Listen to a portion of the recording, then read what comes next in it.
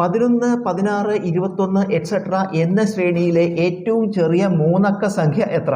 11, 16, 21 etcetera. ഇത് 11ഉം 5ഉം 16, 16ഉം 5ഉം 21 etcetera. ഇത് സമാന്തര ശ്രേണിയാണ്. കാരണം ഒരേ സംഖ്യ 5 കൂട്ടി കൂട്ടി പോവുകയാണ്. അപ്പോൾ ഇത് സമാന്തര ശ്രേണിയാണ്. 11, 16, 21, അടുത്തത് 5 കൂട്ടിയാൽ 26, അടുത്ത 5 കൂട്ടിയാൽ 31, അടുത്ത 5 കൂട്ടിയാൽ 36, ഇങ്ങനെ പോകും.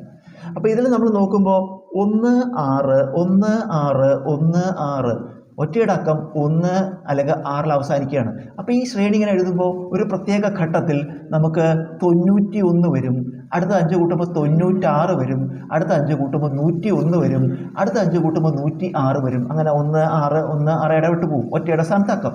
അപ്പോൾ ഇതിൽ ചോദിച്ചിട്ട് ഏറ്റവും ചെറിയ മൂന്നക്ക സംഖ്യ, ഇവിടുന്ന് മുതൽക്ക് മൂന്നക്ക സംഖ്യ തുടങ്ങുന്നത്, ഇതുവരെ രണ്ടക്ക സംഖ്യയാണ്. അപ്പോൾ ഏറ്റവും ചെറിയ മൂന്നക്ക സംഖ്യ എന്ന് പറയുന്നത് 101. ഉത്തരം 101.